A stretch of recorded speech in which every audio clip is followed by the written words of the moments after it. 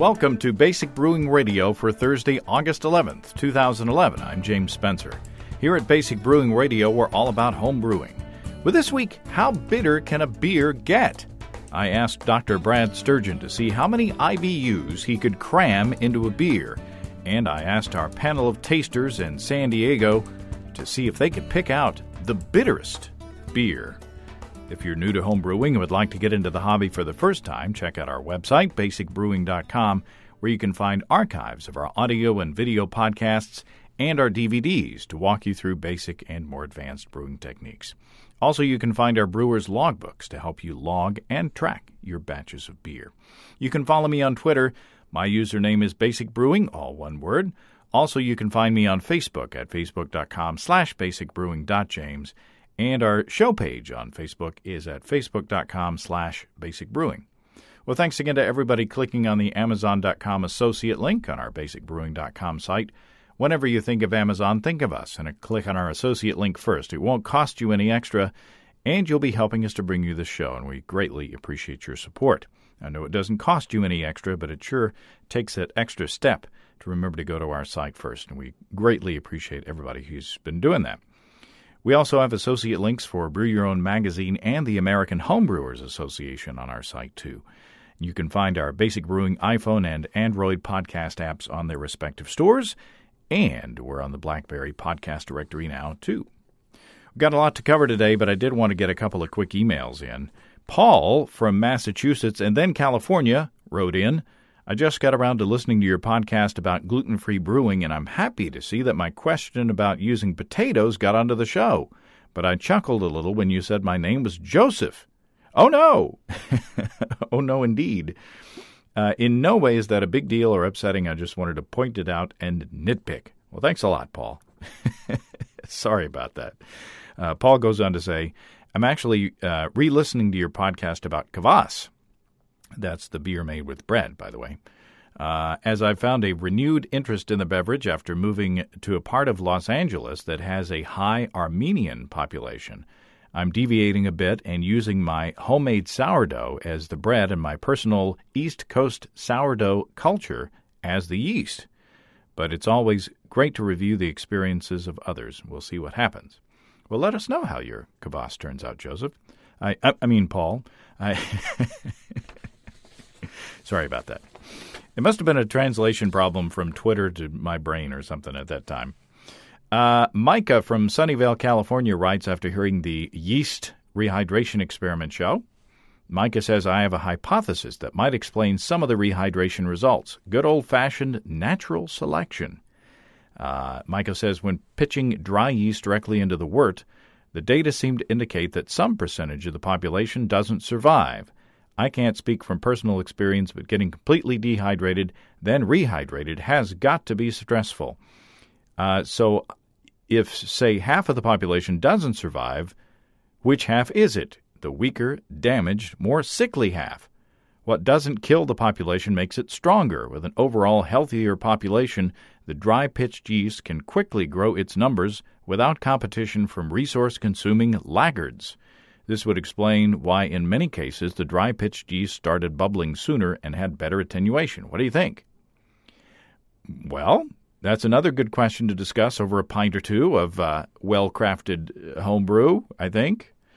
Is sprinkling without rehydrating, weeding out the weak, leaving the strong to survive and ferment the beer? Or is it just the least damaged that move on to ferment the beer?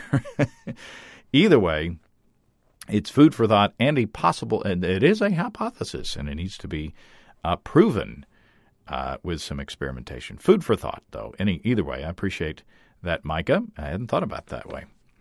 Let's move on to our experiment for this week, and it's the last one, sadly, from San Diego, California. You know, we were out there for the National Homebrewers Conference, and when I heard that Dr. Brad Sturgeon was headed out that way with his wife, Kath, I took advantage of the situation. I took advantage of his talents in the lab, and I challenged Brad to use the lab at Monmouth College to see how many IBUs he could cram into a bottle of beer.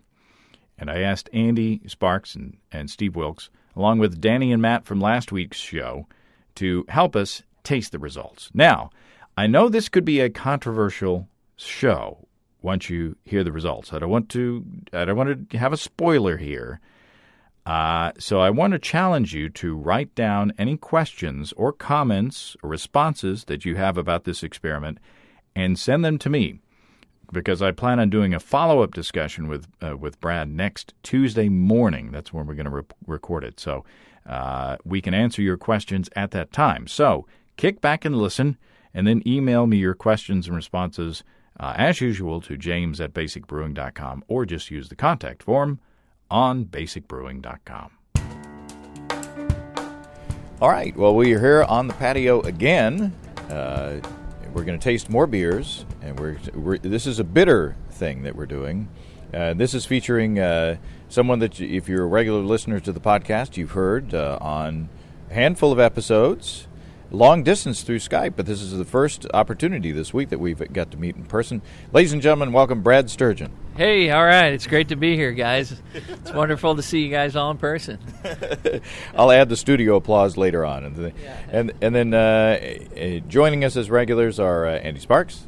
It's really great to be here. This is a super exciting experiment. Yeah. Who's a very bitter man, and Steve Wilkes. And I'm a very bittersweet man, because this is our last tasting of the conference. And from a previous episode, other than the dinner tonight, from previous episode, Danny and Matt from Canada. Welcome, guys. Great to be back. From Vancouver, we just lost the Stanley Cup. We're bitter already, but looking forward to the beer. So I challenged Brad. I heard that Brad was coming. I was like, well, let's have some fun. And do you remember the challenge that I set to you? Well, I think you asked me how bitter can a beer get, and I guess so. We just decided to do some 1-gallon boils, some 1-gallon beers, and you said keep adding the hops. So we added and we added and we added, and we got 4 beers here to taste. So, Andy, you may be one of the best qualified to answer this, but on the labels of beers and on some of the websites and such, some beers claim to be hundreds of IBUs in strength, right? Yeah, well, that's correct. And if you do recipes, if you're ever trying to clone a beer, you'll find that some beers, some clone recipes, if you punch it in a computer, it's going to come out and say it's 250 IBUs. I know the Pliny clone regularly calculates out in that range, but it doesn't seem to be 2 times as bitter as 100 IBU beer. 100 IBU beer sometimes doesn't even taste terribly bitter based on its balance and everything. So this is why I said I was really excited about this, is because this has been interesting to me for a long time, is what's really going on there, and is what we think really true about the bitterness and how much we can finally perceive in the finished beer. And I guess, should we back up and kind of give a basis on what makes a beer bitter? I mean, obviously hops is what you add usually into a beer to make beer bitter, but what is it about hops and the process of boiling hops that makes a beer bitter? Well, from the chemistry standpoint, I look at a hop as having all these resins and oils and other complex things, as we learned today from Bamford's talk, that he said that there's like 200 different essential oils, and of course we know about the alpha acids and the beta acids, and so I think the challenge that we have in a beer is to try to get those compounds to be soluble in a beer. And actually, I think that's one of the things that the homebrewing world hasn't necessarily addressed totally, is about the solubility of things. We know if we take sugar and put it in our sweet tea, you can put a lot of sugar in there, and if you're in the South, you know that a good sweet tea has some solid sugar on the bottom, right? But if you could have a teaspoon where you start putting in alpha acids or isomerized alpha acids, you're going to put in a very small, teaspoon of it, and it's going to show solids on the bottom. The solubility of iso alpha acids is, not very great. So the definition of an IBU, as actually I looked in Randy Mosier's book today, Radical Brewing, he made it very specific. He said the IBU measurement is spectrophotometrically measured, absorbance at this particular wavelength of light, and that corresponds to the number of milligrams of an isomerized alpha acid that will go into 1 liter of beer. All right, so 100 IBU beer, it says that there's 100 milligrams of isomerized alpha acid in 1 liter. So, the thing about solubility, though, is, just like our sweet tea analogy, you just can't, there's a certain limit that you reach when you add in sugar. You just can't push it in there any further. Now, solubility is dependent on temperature. But we generally drink the beer at at room or colder temperature, right? And so even the process of cooling a beer might actually lower the solubility of some things that might have been in that beer, and they sit on the bottom. I personally like to take the last swirl of a beer, get a little extra vitamin B in there from the yeast that might have fallen out, but there's probably some bitter components in there as well. And we also heard a talk earlier, and I'm going to cheat and look at the program to make sure I know who gave the talk. But hop boil chemistry, Colin Kaminsky gave an awesome presentation on hop boil chemistry and the things that are going in there in the bitterness. And some of the things that he said was, and he named a number for the ceiling of IBUs in a volume of beer. But he said he was sending his beers off to white labs and getting them tested, and he was not reaching that number. And he had to ask himself why, what was going on. And so he said some things that isomerized alpha acids actually stick to the cells of yeast and get flocculated out, and they actually stick to the surfaces in the kettle. And if you are a home brewer, he uses an immersion chiller. There's lots of surface on that immersion chiller, and so if you're looking for a certain level of IBUs in your beers, you are probably going to have to pump up the amount of hops that you're putting in at the beginning of the boil. So there are a lot of variables in the equation, and it'll be interesting to see what your numbers came out as in the end of that. So how did you design the experiment? So in our nutrition lab at Monmouth College, we have I call it a 4-tier brewing system, meaning hot liquor tank, mash lauter tun, kettle, and then fermenter.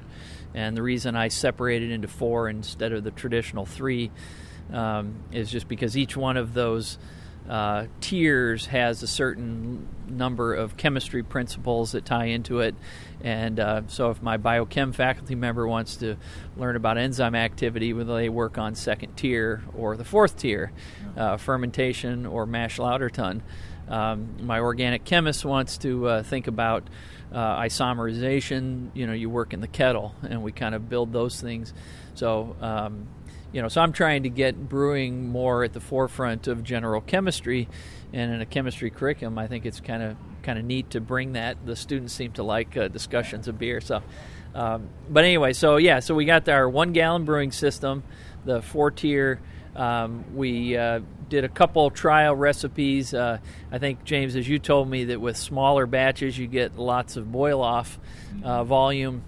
So I think the first beer I made ended up to be about a 1.090, a 1090 beer. So we thought that was maybe a little bit too rich. So I went up and I started, and actually we can post those details of the recipe, but we're talking about a 1.5 gallons of reverse osmosis water that we get out of our chemistry lab. Our nutrition lab has a feed for reverse osmosis water in there. We added 3 grams of gypsum at about 35 degrees Celsius. I stirred it at that point to make sure that went into solution, and generally it did. We added about at 75 degrees Celsius, we added 1.2 pounds of light DME. And that's dry malt extract. Dry malt extract, that's right. And all the time we were monitoring the temperature in the kettle to make sure that I knew that we were very specific about a 60-minute boil. So all of my notes are very clear that the graph that I've provided to you guys here at this table shows that sometimes those boils were a little bit longer, but in some cases that was because I forgot to add the hops, other sorts of management issues. But the beers were the hops were all added at a 60-minute addition. There were no other additions of hops except for at the 60 minutes. Now, again, there were 4 beers that were brewed. The first one had 0.1 ounces of hops. Then I went to 0.3 ounces of hops, 0.5, and 0.7 for the 4 different beers. And what hop did you use? We used a 10.3% alpha acid Centennial. Mm-hmm. So pretty straightforward. I mean, and then how did you ferment, and what yeast did you use? Let's see. For the yeast, I've been getting into yeast, and actually at this meeting is just outstanding listening to Chris White and Jamil Zainashev about yeast. And so I've started doing canning of my wort, and so I can very easily sort of take a little bit of yeast from a bucket and wash it and save it. So I had some 1056 yeast that I had saved and had restarted. I made essentially 5 different mini starters on the day before. We ended up only using 4 of those. So pretty standard, not a real high pitch rate. And again, I'm not sure exactly how the beers are going to come out as far as that. I probably bottled them a little bit early.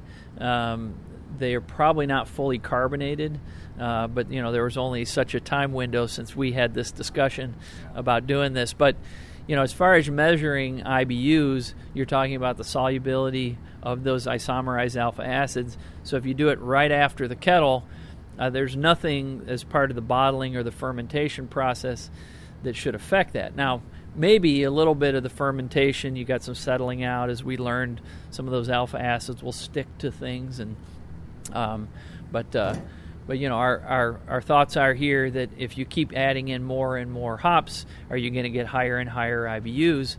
As Andy mentioned about the calculations, if you just plug them into a calculator, it just keeps going. Yeah. So we need to know what that ceiling is, I think. So essentially, you're if I understand you correctly, you're measuring the IBU level in the wort and not the finished beer. Where did you make that calculation? Let's see. I collected. It was. Let's see. I had about a 10-day fermentation time. So at the time of bottling, which was on June 13th, so 5 days ago, I bottled. And at the same time I bottled, I took samples to do the IBU analysis. The American Society of Brewing Chemists, the ASBC Beer 23A. Is the method that you use for determining IBUs. Okay. So what we're going to do here is you have those 4 beers, and we are going to do a blind tasting of those 4 beers. You're going to determine a random order that we're going to put these in our glasses, and we, I guess, are going to pick out which ones we think are more bitter than the others. Is that essentially what our task is? Yep. Yeah, and I can't remember what the calculated IBU was, but I'll talk about that later. But again, we're talking about the first beer having 0.1 ounces, second one 0.3, 0.5 ounces, and 0.7 ounces per 1 gallon. So in each case, you're going up by about 0.2 ounces. So I think that top 0.7 ounces to 1 gallon worked out to be an IBU, sort of a theoretical calculation of about 150 IBU. According to a calculator. According to a calculator, right. Mm-hmm. Okay. Yep. And you're going to randomize those that we... Okay. Yep. So, gentlemen, start your palates. We've got some pita chips here that we're going to clear our palates, and so we were again going to... Anything else that we should know before we get into this phase? I think we just got to turn on those taste buds, and then I'll tell you what my instrumentation told us. Awesome. This is exciting. Yeah. Okay. Any questions from you guys from the Circus Peanut Gallery as we before we get into it? Okay. Well, we will we'll pause and then we'll come back. Well, first of all, I think despite the fact that these are experimental beers with just extract and some bittering hops, they're pretty tasty. I've had better, but I don't think there's too many flaws in it. Although I think a single edition at 60 minutes, I think we could justify mid and late edition hops as a good part of a pale ale. So yeah, it's not so much very interesting on the hop character, but I think first of all, let's not talk about which one we think is which, but just general characterization of the tasting experiment. What do you guys? What impressions did you take without saying which one you think is the bitterness? Without ranking, what were your impressions? I was very surprised that I wasn't. It wasn't more easy for me to pick out the most bitter. I think it was easy for me to pick out the one that I thought was the least bitter, but the top three. They seem to be very close together, and it was part of the problem too is that because they are very bitter, you're trying not to drink a whole lot at one swig because you're going to have to try to balance that against that next one, and you want to be able to discern the difference. And if you blast your mouth with a huge bitter blast of hops, it becomes difficult. And we did have some pita chips, thanks to your wife, Kath. Brad, thanks, Kath. Say hi. But we did clear. We're able to clear our palate between each one, so that was helpful. So general impression, Steve. I was surprised actually at how good the beer tasted. They all tasted pretty good. I agree with Brad that a couple of hop additions would make it more. But to be more to the point, I thought it was interesting that I felt like I could choose the one, just like Andy, that was least bitter much more easily than I could choose the one that was most bitter. But as I went through my little tasting protocol that I did, I was surprised that it didn't change. So I tasted them 2 or 3 times, and I came away with the same order each time. So we'll see what that means. I don't know. And Danny randomized your randomization. They were already the samples were already random, and then he randomized the random samples just to see. Why did you do that? Right, it was partly through my sample. I just wanted to. I don't know why, but it can't hurt. Is the only thing. And then I looked at Andy the whole time, and that was wonderfully entertaining. Overall, I'm surprised how good that was. I've made way worse beers and put a lot of time and effort into designing the recipe and DME and a bunch of Centennial. Not half bad. That blew me away. I can't believe how good they were. I was like, these are going to be really, really bland.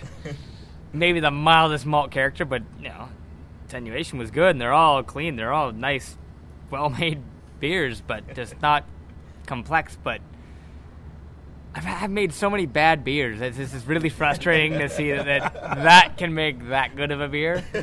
But the range of the flavors or the range of the bitterness, did you think? Could you easily discern between them? Not thinking which one is which, but could you easily discern? My randomization that we got previously, and then my double randomization that I did, and then looked at Andy. Bottom I could pick out, I think, pretty confidently, and top were a little tricky, but you kind of bounce between the two. You kind of work your way. It's only 4 samples. You work your way through it, and you pick these are the top 2, and you kind of go back and forth and clean your palate all you want, but you really want to, if you taste one and then taste the other and it's more bitter, that's the kind of one you shoot for. So I don't know, I hope my answers are right, but it's tricky. Those top end are remarkably close considering the jump in the amount of hops that in it. You go from 0.1 is low, 0.3 to 0.5 to 0.7. You'd think 0.3 to 0.7 would be a huge difference in it, and it's not. From what I tasted, I was also surprised how close they all were. I guess maybe it's the lingering sensation of bitterness that is why it's hard to discern between the 4, because you have one, you can try and clean your palate, but there's still lingering bitterness maybe from one to the other. So maybe that's why it was so difficult. But I was surprised at how similar they all were in bitterness levels, perceived bitterness anyway. Yeah, I'm probably going to be way wrong on picking the low and the high because it was darn. I don't know if it's because we,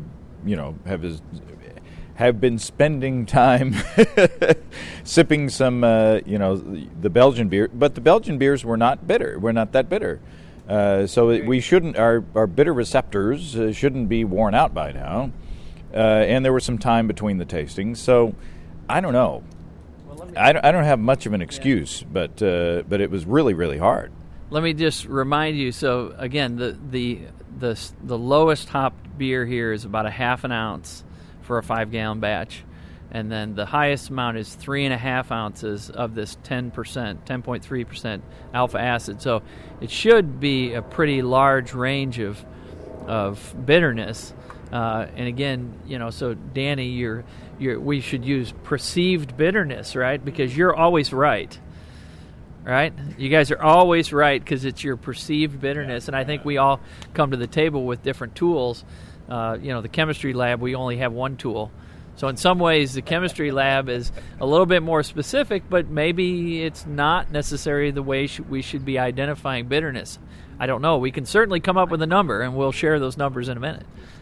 Okay, now we come down to the rubber meets the road. Who wants to go first as to? Okay, Andy, you want to go first? Which do you think was do you want to rank them, or how do you want to do it? Okay, we have 4 beers. They were served to us in order 1 through 4, and the way I ranked them is I put a number, low to high. I found the number 3 beer to be the least bitter. I struggled between the first beer and the 4th beer to be the most bitter, and I finally resolved to the 4th beer being the most bitter. So that places the number 2 beer to be the one that's missing. Okay. And you wrote that down. So, Steve, did you come out with something similar or the same? Or pretty similar. We differ a little bit. I actually picked the number 2 beer as the most bitter. I picked the number 4 beer as the second most bitter. Number 1 beer is the third most bitter. And I agreed with Andy that number 3 was the least bitter of the 4 beers. I agreed the third beer was the bottom. Number 1 was the second, and I agreed with Andy as the 4 was the top, and number 2 got 3 for me. Wow. I had the second beer as the most bitter, then 1, then 4, then also 3 as the least bitter. Man, I'm going to be honest because, I picked number 1 as being the least bitter, number 3 being the most bitter, and then it was kind of a tie between the other 2. So either I'm completely wrong or I'm completely right. I mean, if I'm right, I'm really right, and you guys are really wrong because I'm going against everybody. So I'm either an idiot or, the hero. But you can't be an idiot in this analogy. It's what your taste perceives. My tongue can be an idiot. I can perceive you to be an idiot. That's but you knew that before we started the tasting. But you're assigning intelligence to a perception, and that can't work. Well, you're right. I mean, but either my palate is accurate on bitterness, or it's, at this point in time it's dull as a hammer. So I guess we'll. It's probably going to be painful for somebody. But that's just to say how hard this was. I mean, I expected to have a moderate gravity beer or a moderate bitterness beer as kind of a baseline, and then be blown out of the water with the other 3. That didn't happen, obviously, because I picked different from you guys. So, one thing is the whole point of this is to find that theoretical limit, and if it turns out that limit turned out to be in the second beer, well, that's why the other 3 taste very similar, right? And they're about as bitter as the other ones. So, I have a background in printing, so here's my printing analogy, which I've already given Andy. If you print a newspaper, you can only run a difference that we can see up to about 65% in the screening of the color black. So when you purchase an ad, for instance, and you build your ad in Photoshop and all that stuff, most newspapers will tell you that they won't accept anything or that it doesn't do you any good to request a 70% screen because the human eye is going to perceive that, and the printing press can only print it, and it's going to be black. You're going to lose all the detail. And so if you want your photograph to come out well, part of the art and the skill of that is understanding how that ink lays on the paper. I think that's a good analogy for what we're doing here. That there's a point where 70% is all we can perceive, so that might as well be all you put in there. So you're wasting ink at beyond 60% or 70%. So if you're doing bitterness additions, at a certain point you're wasting hops because you're blowing the top of the palette out. Yeah, but I wonder too, though, and this adds a variable that we didn't address here, but would that be different with different styles and different kind of grain bills, because you're going to have a different perceived bitterness with a different formula, a different recipe? I don't know. I'm just asking. Well, there is different styles will have different bitterness levels, and different original gravities will have different bitterness levels depending on the balance of bitterness to maltiness that you're going to have. But what we're talking about is the sealing of bitterness in a fluid. In other words, what we're talking about here is the perceived bitterness. I mean, once your tongue hits a certain bitterness level, and if it can't perceive bitterness beyond that point, then you're wasting bittering hops. Right. Does that make sense? So if you're adding 2 ounces of bittering hops at the beginning of the boil, when 1.5 ounces will do the same effect, then you're wasting half an ounce of bittering hops. Now we're not even talking about aroma or flavoring hops, because that's a completely different thing. We're just talking about just bitterness at this point. In the same way, did anyone taste 2 beers that tasted the same? To me, they all tasted different. It was hard to discern which was more. So saying the extra half ounce is a waste, it's different. I can't, and we'll see when our numbers go up against the real numbers. None of them tasted like the same beer, and it almost would have been a fun thing for everyone to get 5 glasses and one of them to be doubled in each of our glasses. It could be a different one or one of them, but to have 2 of the same beer in there and see if you can... Or to do a triangle test, which is 2 of the same, 1 different, and seeing if you can pick out the different one statistically. Mm-hmm. So, all right, so now we've philosophized.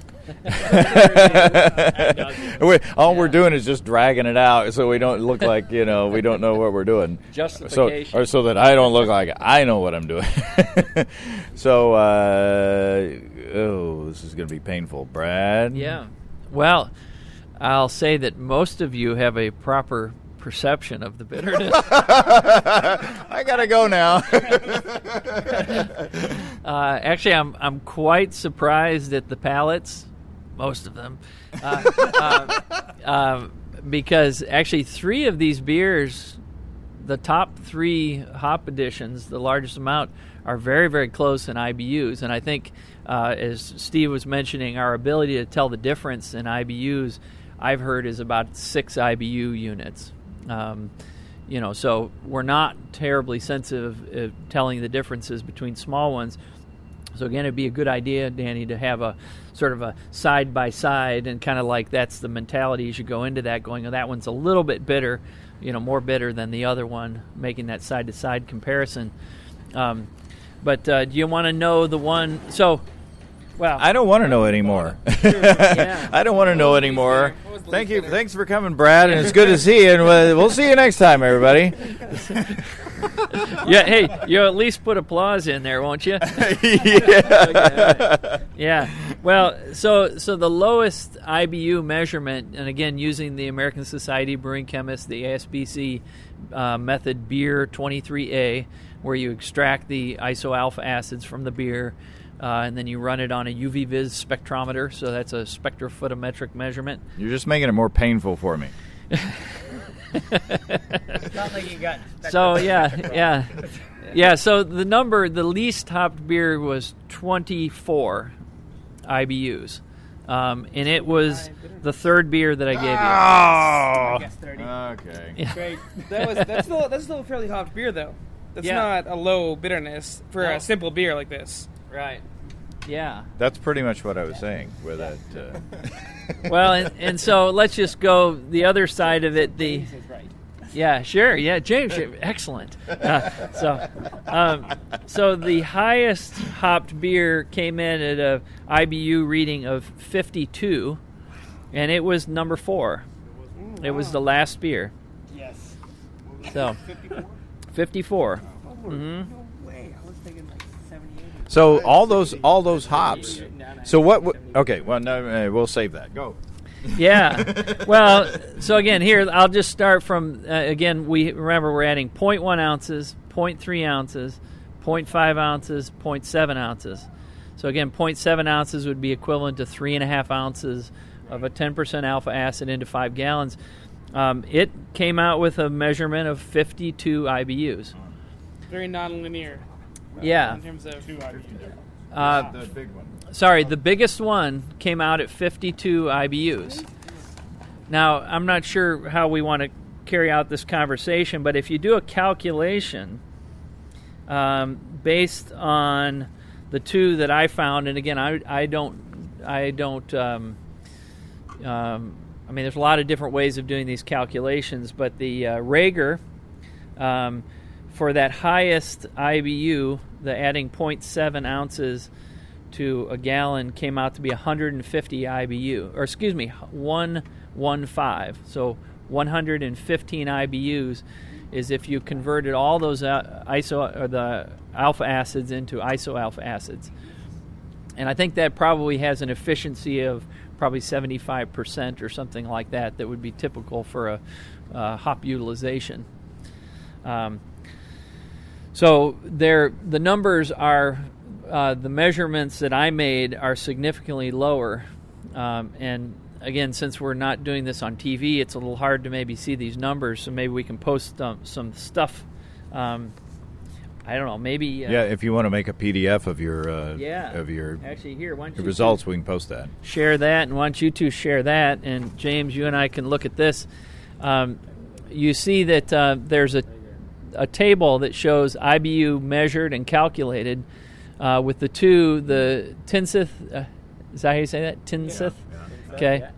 And the Rager methods of calculation are essentially linear. The more hops you add, the more IBUs you get. But it turns out that the measured IBUs in the beers that we made essentially, level off around 50 IBUs. And so one of the perceptions you guys made in the discussion that was very accurate, I think, is that you said that 3 of them were very hard to tell apart.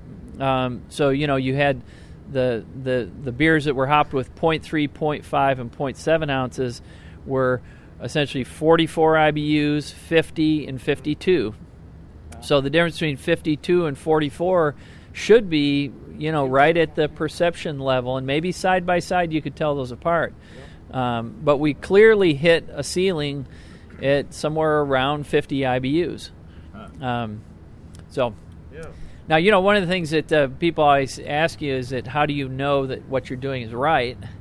And so one of the things that I did was after seeing that data, and I said, boy, 50 IBUs, I mean, that seems pretty low. So I went out and I found 4 other beers that I then took in the lab and made the IBU measurement on. So I used the most hoppy beer was the Founder's Rye IPA that I had on hand at home. Great beer. Reported at 70 IBUs. And when I went in the lab and measured the IBUs, again using the Beer 23A method, I came up with 53. So that's about the top, maybe a tad bit above. But again, among friends, that's pretty much the top that we've hit there. Sierra Nevada comes in a reported value of 37 IBUs, and when I measured it was 32. My numbers seem to be lower in most cases than what the commercial beers are listing their IBUs as. Newcastle, I didn't think Newcastle had much bitterness to it, but it says it's reported at 24. My lab measurement said 15. Michelob Amberbach, which I had in the lab because we were doing some color analysis, and that seems to be a standard for that, reported IBUs at 19, and I came in at 12. So my measurements are always seem to be a little bit different than what the reported values for the commercial beers are. But, one of the things we've learned at this conference, though, is that a lot of times you can lose hops along the way. And I would guess, I worked a little bit in Frederick Brewing Company, which is now Flying Dog out in Maryland, in Frederick, Maryland. And when you make an IBU measurement, you make it fresh off the, out of the fermenter, off the bright tank. And so, that's about as fresh as you can get. You go ahead, you put it through a bottling line, you put it in a bottle. If it's true that surface areas and stickage and stuff like that, it doesn't seem unreasonable that Sierra Nevada might read an IBU when I measure it in the bottle at 32, where they reported at 37 from the brewery. That could be an interesting addition to this experiment. I think we mentioned that I have some of these beers and I can go back in the lab, and we may have an add to this discussion about I can do that analysis, and once I put these in the bottles, let them sit, let the yeast settle out, do all that stuff, maybe the IBU numbers are going to drop. Huh. That's really interesting. So regardless of what the numbers say, and it would be interesting to see if you it's just this just scratches the surface of what because it's just, as often happens when you do an experiment, it just raises more questions than you came in with, because we had one question. Yeah, Danny said a chemist's wet dream.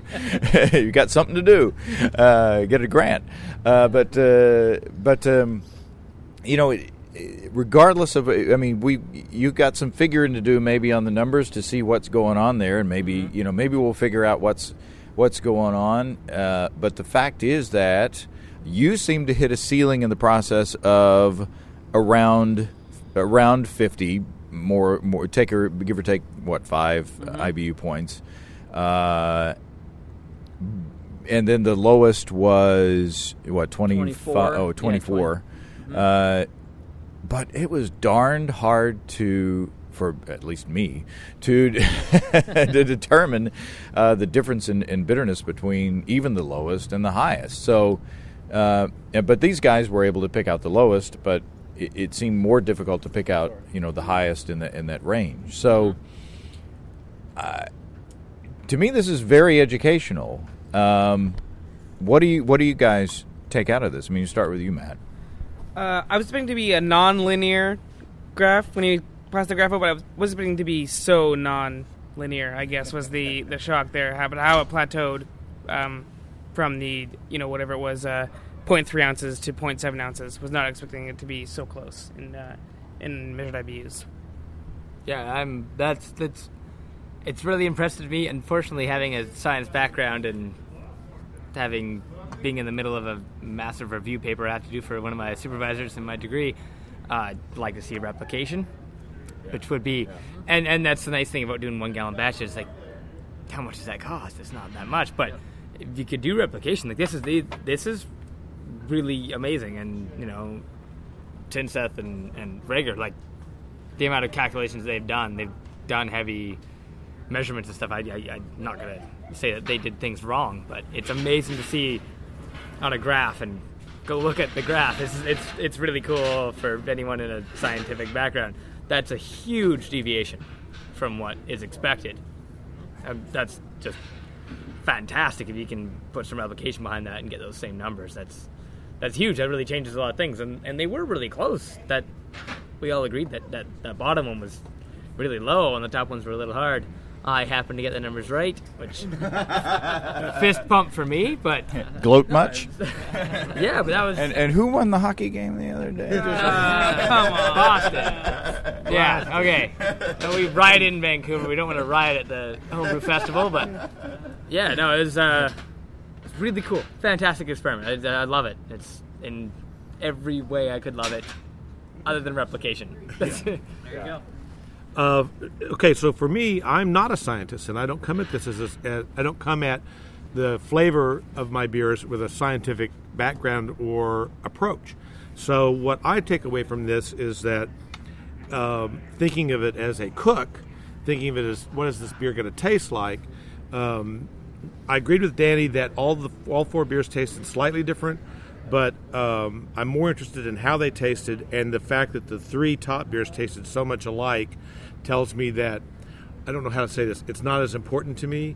In other words, there's a place where it reaches a limit, and once I've reached that limit, I don't really care much. It becomes kind of a theoretical question to me that goes beyond my hobby. Now, if I'm a professional brewer, or I'm a guy that's really into the scientific side of this, that's a different thing, and I don't mean to dismiss that. But there's a place where it reaches a saturation point, and beyond that, I don't really care. Yeah, fabulous experiment. This is really an eye-opener. But, you really can't argue with the fact that some people make beers that would calculate to insane numbers of hops, and they're hugely popular, and they are uniquely flavored. How do they do that? Is it other flavor compounds we call flavor hops that we add later flavor, but you still get flavor, as you were pointing out. So, what is it we're really getting out of that? There's more to it than just the bitterness. But yeah, this was a real eye-opener. Well, and one of the beers that I've focused on over the last year was adding a little bit of rye to my IPAs, and it seems to bring up that bitterness character just really sharp. And it's very possible that there are some components of the rye that when you add them into the beer, they're not actually isoalpha acids that are dissolved, but there are other components that dissolve that sort of mimic an isoalpha acid in solution, not only in flavor, but also spectrophotometrically. And again, I think, I have one more graph for you, and maybe any of the chemists who might be listening, we can post the UV vis spectra. But I would say if we did this experiment with a different with a different hop that had a different combination of the humulone, cohumulone, adhumulone, that actually you're going to get, as we learned about today, that there's differences in rates of isomerization. And so I think even if we did this with a Magnum, let's say, that you're going to get a little bit different measurements. And so, from my standpoint as a chemist and wanting to quantify this thing, the Beer 23 method is just that. It says if you're going to list the IBUs, the International Bittering Units, it says you have done this analysis and the absorption at 275 nanometers was this. You multiply it by a conversion factor to give you then the IBU measurement. Now, if you're saying that your beer has 115 IBUs in there, you need to show me as a chemist your UV vis spectrum that shows that your absorbance measurement is over 2. They will probably realize that the instrument maxes out at about 1.5, so you're going to have to start doing some dilutions at that point. And my experience a lot of times with the QA labs in a brewery is this is not the level of their expertise. So, somebody in a brewery may say, hey, you put all those hops in there, it should be up to 95, and the guy in the QA or QC lab doesn't get the number. Well, it's in there, taste it, right? It's so bitter. The Founder's Rye IPA is one of my favorites. It's just awesomely bitter, and it's a lot more bitter than any of these.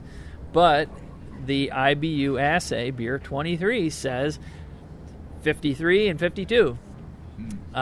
It's a measure, so I'm not sure. We maybe have to rethink about what the IBU assay means to somebody like Steve who's trying to perceive bitterness. So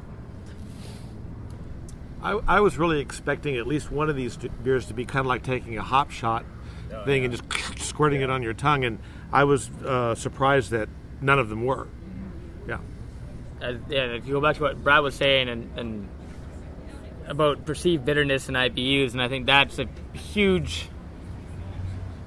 It's a preconception in brewing and homebrewing and just the understanding of beer that IBUs means bitterness. It's not the only place we get bitterness, and I'm not an organic chemist, and I don't pretend to be an expert or anything, except to my friends. That like the hop oils and things like that, I'm not going to say that those don't make a hoppy beer seem more hoppy, seem more bitter and hoppy as a general term, but Pliny is bitterer than these. But I've made IPAs with way more hops than what you added in the top one, and it tasted bitter. But it's just amazing that it didn't come across that way, and then you have to start thinking. And we saw Bamford's talk and the other hop talk that we had. That there's a lot of things that go into how bitter it is. The IBU thing, I think, is only now, after taking part in this experiment, it seems a little overblown. It's a little bit over-exaggerated at how important it is, because I've seen bigger differences than this in way smaller differences in calculated IBUs. Well, it's like I say. I think we're just kind of scratching the surface here, and it's an interesting first step and very surprising. And I want to thank everybody for tasting, and I certainly want to thank you, Brad, for doing the work. And this is just chapter 1. We'll come back. Sounds great. I look forward to it. And again, I think we need to think about solubility. I think that's something that's really important. And I don't mean to say that I know it all, but it doesn't surprise me that you reach a limit. You look at the organic structures of these molecules, and they're big, oily organic compounds. You're talking about parts per million. This is a very, very small amount of stuff. This is not sugars dissolving in water. So, again, we're at sort of a certain level, and I think we've hit that max. Awesome. Thanks, everybody. Thanks, James. Thank you very much. Well, thanks again to Brad for all the hard work, and to Steve, Andy, Danny Seaton, and Matt Anderson, who came down all the way from Canada. You need to listen to the last week's show to see what my excuse is for not for not being more on the ball. That was a tough one for me. I want a do-over. I want a do-over when I can test my palate again without having gone through a previous tasting of 17 other beers beforehand. That's my excuse. Although the other guys had the exact same excuse, doesn't matter. At least I'm honest. I could have edited that part out where I screwed up completely, but I kept it in there. So, as I said going into the interview, the results of this experiment may be controversial. Is 50 some odd, is that the ceiling for IBUs in a volume of beer? That's not what we've heard, over the years. So, if you have questions about that or about the process or anything, especially after you look at the PDF that I'm going to post on in the description of this episode on basicbrewingradio.com and on the Basic Brewing app as well. If after hearing the episode and looking at all that, you have questions or comments for Brad, please send them to me before Tuesday morning, and I'll give Brad a chance to answer them for a follow-up show. I think that'll be really interesting to do. If you have brewing questions, show suggestions, or just want to say howdy, write to james@basicbrewing.com, or just fill out the contact form on basicbrewing.com, and please don't forget to tell us where you're from. Be sure to check out our DVDs, Extract Brewing and Partial Mashing, Stepping into All Grain, Low-Tech Lagering and Decoction Mashing, and Introduction to Wine Kits as well. And believe it or not, we still have a handful of brewers' logbooks still in stock. You can find them all on our site. We got combo deals to save you a few bucks if you want to buy more than one DVD at a time, and you can check out our Basic Brewing shirts in the store too. You can see a listing of the fine folks across the country who sell our DVDs on basicbrewing.com. And if there isn't a vendor in your area, you can order them online in our online shop at basicbrewingshop.com. Thanks again to everybody who's continued to click on our Amazon.com link. We appreciate the support there. Our featured products this week that were purchased through the link are Making Artisan Gelato, 45 recipes and techniques for crafting flavor-infused gelato and sorbet at home. And Vertical Gardening, grow up, not out, for more vegetables and flowers in much less space. I wish I could grow up and not out. I think that's... Maybe I need to grow a vegetable garden so that I can eat more healthier. Thanks again, everybody. And remember, I can't tell who bought what on the Amazon link, so no worries there. Just click on the Amazon.com logo on our site the next time you feel like Amazon shopping, and we do appreciate your support. You can also join the American Homebrewers Association and or subscribe to Brew Your Own magazine through our associate links on basicbrewing.com. That's all until next week. Until then, thanks for listening, everybody. I'm James Spencer. Production help for Basic Brewing Radio and our website is provided by our buddy Kelly Dotson. Basic Brewing Radio is a production of Active Voicing. We'll talk to you next time, everybody. So long.